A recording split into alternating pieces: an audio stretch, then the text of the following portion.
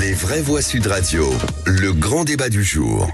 Les députés ont adopté cette semaine une proposition de loi sur les influences étrangères. Le texte prévoit d'élargir, au-delà de la lutte antiterroriste, le dispositif de surveillance algorithmique destiné à repérer des données de connexion sur Internet. Il oblige aussi les lobbyistes à se déclarer sur un fichier national. Un amendement entend également obliger les think tanks, les laboratoires d'idées, à rendre public tout leur financement étranger. Alors parlons vrai, est-ce une bonne idée de rendre public tous les financements des think tanks par des pays ou des entreprises étrangères? A-t-on ouvert une boîte de Pandore qui va peut-être nous apprendre beaucoup de choses a posteriori? Faut-il faire la même chose pour les ONG? Et à cette question, influence étrangère, une loi était-elle nécessaire? Vous dites oui à 64%.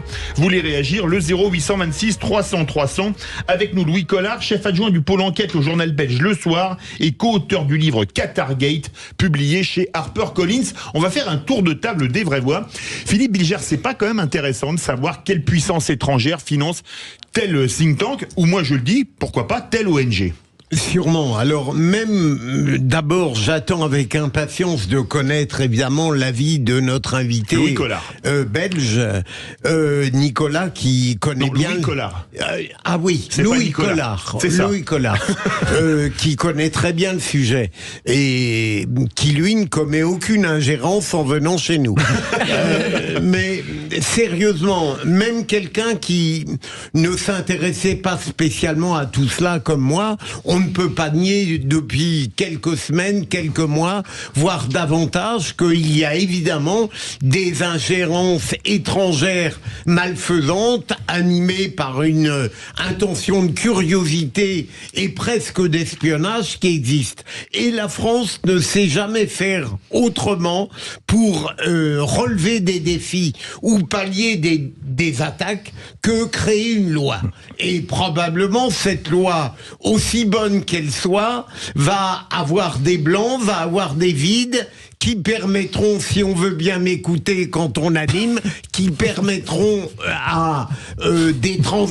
Qu'est-ce qui vous arrête? Non, vous faites des grands gestes qui exaspérants. Vous prenez pour Leclerc à El Alamein ou à Montgomery, que sais-je. Ça trouve les films. Et troisième élément, plus sérieusement, mais je me demande, et là c'est un paradoxe, si à force d'en parler, on ne crée pas encore davantage le problème. Aujourd'hui, c'est maintenant je vois sa bouille, je craque. Je sais pas, une bille de clown, excusez-moi, attendez. Pardon, non mais je préfère arrêter, sinon je vais trop rire. Et... Non, mais vous avez dit des choses très intéressantes. Et je pense. Il y a un pensée. Non, mais sérieusement. René Chiche, oui. D'abord, ça fait quand même depuis plusieurs années qu'il y a des ingérences. C'est pas depuis quelques semaines. Mais ça fait des décennies. Oui, exactement. Mais là où ça a vraiment commencé au niveau des élections, c'était à partir de 2016, même 2017, pardon, avec l'élection de Macron, où là on a eu pas mal d'ingérences russes, etc. dans l'élection de Macron. Ça a commencé déjà très long. Bon, par contre, là où je suis d'accord avec Philippe, c'est que moi, je pensais qu'en France, qui est quand même un grand État, on avait déjà tous les moyens et tous les outils pour se protéger contre ces ingérences. Il y a quand même des services de renseignement. D'ailleurs, je demanderai à notre ami Louis, justement, la frontière entre ingérence et espionnage, elle est tellement fine, à mon avis, que là, c'est un peu ténu, oui. C'est un peu ténu. Donc, on a quand même les services de contre-espionnage, les renseignements, les juridictions nécessaires, les ambassades aussi qui peuvent agir, etc. Donc, moi, je me demande aussi à quoi sert une loi. Parce que si c'est en plus pour, je dirais, s'opposer à l'ingérence, je dirais plutôt numérique actuellement, parce que c'est celle qui est la plus forte actuellement. D'ailleurs, on parlera peut-être, il y a un scandale actuellement avec The Voice of Europe. L'ingérence numérique, c'est pas avec une loi qu'on va la contrecarrer. Parce qu'en plus, les hackers des pays agressifs, je pense à la Russie, la Chine, mais aussi par exemple l'Iran, l'Inde et même Israël, qui sont quand même des puissances numériques qui sont assez agressives. En fait, eh bien, c'est pas avec une loi qu'on va contrecarrer cette véritable ingérence qui est en fait une guerre en même temps une guerre. Virginie Calmens. Alors je suis assez d'accord avec mes camarades, mais d'abord je pense que derrière ingérence étrangère, on voit évidemment tout de suite les sujets d'interférence politique, voire de financement de partis et ainsi de suite. Et c'est vrai que on a immédiatement le recours à la loi. J'ai quand même, moi, le sentiment que c'est l'arbre qui cache la forêt. C'est-à-dire que j'ai peur qu'on nous refasse le coup de la transparence de la vie politique. C'est-à-dire qu'on fait semblant d'avoir traité le problème en sortant un texte qui finalement ne couvre qu'une toute petite partie du problème des ingérences étrangères, qui est souvent à géométrie variable, parce que, alors là, on parle beaucoup des ingérences russes, mais on oublie quand même que les ingérences, elles sont de tout, mais bien sûr, et chinoises, de partout, américaines, mais américaines tout autant, et surtout, derrière, il y a un sujet de lobbying, voire un sujet de corruption. Et c'est pas parce qu'on a fait la loi sur la transparence de la vie publique qu'au fond, on a moralisé totalement le fonctionnement de la vie publique. De la même façon, faire un fichier avec des déclarations. Alors j'ai vu la loi anglaise, qui est quand même visiblement celle qui a inspiré ce projet de loi. Voilà. Ok, c'est peut-être une première étape intéressante, mais je crains qu'on passe un peu à côté du sujet, et notamment dans l'ingérence étrangère, moi, il me semble que c'est quand même très important de voir, par exemple, et notre invité en parlera sans doute mieux que moi, l'influence du Qatar dans le financement du sport en France, par exemple. Le PSG, et notamment, mais pas que du PSG, de tous les clubs de foot, de petite taille, et ainsi de suite. Et ça, c'est très intéressant, et je pense que d'abord, les Français ne sont pas informés. Ils, de bonne foi, ils mettent leurs enfants dans des endroits où il y a clairement un autre type d'ingérence. Et donc, j'ai un peu peur qu'on soit dans l'arbre qui cache la forêt. On montre du doigt le RN financé par une banque. Je suis pas sûre que ce soit ça l'ingérence. Quand à contrario, on a des fleurons français qui partent à des puissances étrangères. Alstom, etc. Par exemple, on a quand même beaucoup de sujets sur l'islamisme. On en parlait tout à l'heure, cher Philippe Bilger. Et je trouve que on sent que ces ingérences, elles visent surtout la Russie. Il y a sans doute des cyberattaques russes, mais pas que. Oui, Louis Collard, je rappelle que vous êtes chef adjoint du pôle enquête au journal belge Le Soir, s'il vous plaît, et co-auteur du livre Qatargate, publié chez HarperCollins. Vous êtes à Bruxelles, on va dire dans le cœur du réacteur, puisqu'il y a la Commission européenne et que beaucoup de décisions aujourd'hui sont dites par l'Europe aux gouvernements nationaux. Est-ce que l'ingérence à Bruxelles, elle est plus forte qu'ailleurs ? On est effectivement une cible de choix, je vais dire, en particulier de l'espionnage de puissances étrangères et extra-européennes, en raison de la présence de ces institutions européennes sur le territoire belge, très nombreuses ici à Bruxelles, et également la présence du siège de l'OTAN, qui est une organisation qui évidemment intéresse pas mal de puissances, et en particulier la Russie. Donc oui, ça rend notre pays assez vulnérable.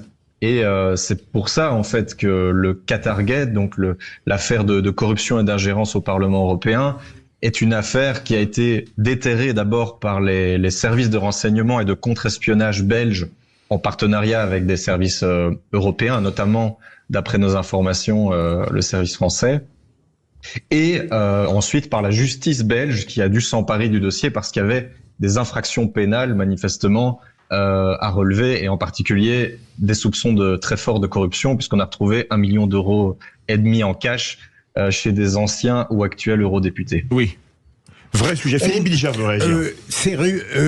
Louis Collard, on parle des ingérences étrangères très sérieusement aujourd'hui, mais ça ne veut pas dire qu'hier, bien sûr, elles n'existaient pas. Elles étaient sans doute plus tranquilles, moins agressives. Est-ce que, à partir de quand, à votre avis, ces ingérences étrangères sont devenues véritablement de graves dangers extrêmement belliqueuses ? Moi, je pense que faut d'abord redéfinir de quoi on parle lorsqu'on parle d'ingérence. Les ingérences dans l'esprit, en tout cas des services de renseignement belges, c'est lorsque une puissance étrangère s'immisce dans nos processus démocratiques. Alors ici, dans le Qatargate, c'était les processus démocratiques européens, mais ça peut bien évidemment être un parlement national, un gouvernement national, etc.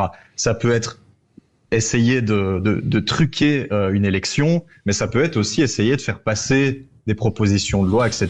Et au niveau du Qatargate, ce qu'on voyait, c'est qu'on essayait de faire passer un narratif pour vanter les vertus d'une Coupe du Monde au Qatar, de réformes entreprises pour les droits des travailleurs au Qatar, ou évidemment, on en parle un petit peu moins, mais dans le Qatargate, il y a également le Maroc qui est soupçonné, essayer de promouvoir les accords de pêche, d'affirmer la souveraineté du Maroc sur le Sahara occidental. Voilà, c'est des sujets très très sérieux pour ces États-là.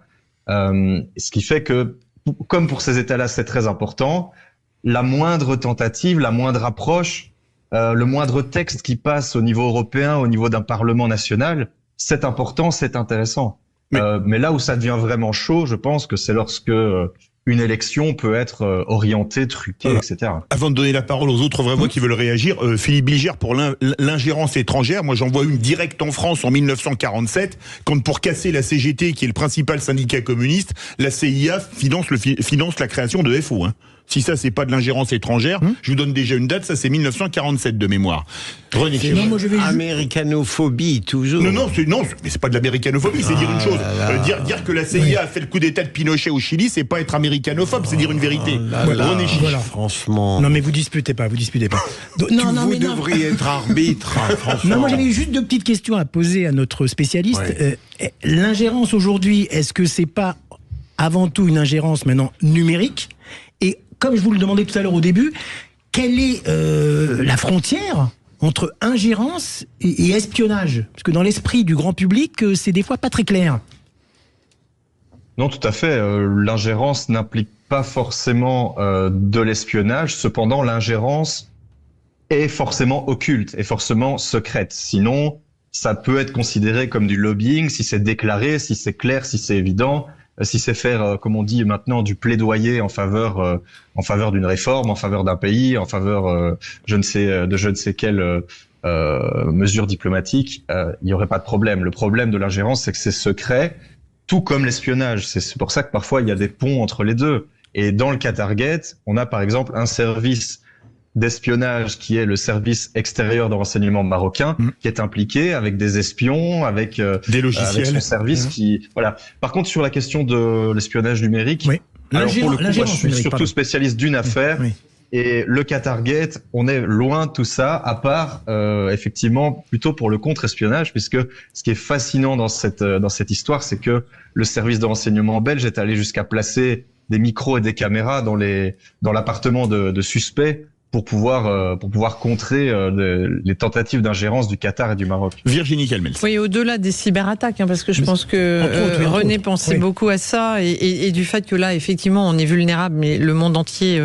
aujourd'hui l'est, et on voit bien que ces cyberattaques, elles sont en général provoquées depuis l'étranger. Moi, j'ai quand même un sujet, c'est qu'on parle d'une loi, ou d'une déclaration avec un fichier. On élargit aujourd'hui, c'est un amendement au think tank.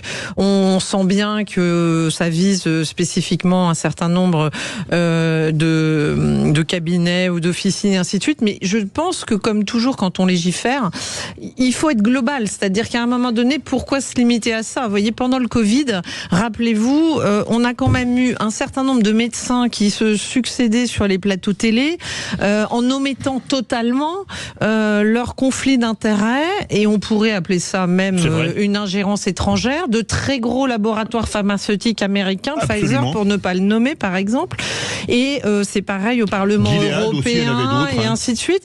Donc il me semble que si on veut aller en profondeur sur ce sujet, on ne pourra pas faire l'impasse de demander à un moment donné des déclaratifs qui vont au-delà des ONG ou des think tanks, mais plus généralement des gens qui sont au fond des influenceurs, voire des experts dans certains domaines. Et moi j'avoue que je reste très choquée d'avoir vu se succéder sur les plateaux des gens qui oubliaient de mentionner qu'ils étaient directement en conflit d'intérêts. Payés par tel ou tel labo. Vrai sujet. Notre auditeur du jour, Christophe du Val d'Oise. Christophe, nous vous écoutons. Est-ce que vous pensez qu'une loi était nécessaire contre les influences étrangères ? C'est compliqué de répondre à cette question si une loi était nécessaire. Je ne suis pas spécialement qualifié pour y répondre. Moi, ce que je sais sur le sujet, c'est que les puissances étrangères profitent d'une forme de naïveté, de déni de la France, contre laquelle il était urgent d'agir. En même temps, la France fait aussi face à un défi démocratique et devra prendre des mesures donc compatibles avec les valeurs d'un système démocratique. Et c'est là toute la difficulté. Donc, cette loi a vraisemblablement raison d'être, oui. Alors, on va poser la question à un autre expert. Louis Collard, vous êtes belge, mais vous avez peut-être entendu parler de la ligne Maginot qui devait théoriquement arrêter l'armée allemande en mai-juin 40. Est-ce que cette loi, c'est pas, comme le disait Philippe Bilger, une loi qui va être un peu la ligne Maginot des ingérences étrangères, c'est-à-dire qu'elle va rien arrêter du tout? Alors, moi, je n'ai pas étudié ce projet de loi. Ce que je peux dire, c'est que ça me fait vraiment penser à ce qui existe au niveau européen. Vous parlez d'un registre des lobbies, en quelque sorte, oui. Où ils devraient se déclarer. Ça existe au niveau européen, au niveau de la Commission et du Parlement européen. Ça s'appelle le registre de transparence. Donc, chaque entreprise privée, ONG, qui fait du lobbying au niveau des institutions européennes a l'obligation de s'enregistrer et d'enregistrer ses lobbyistes sur ce registre.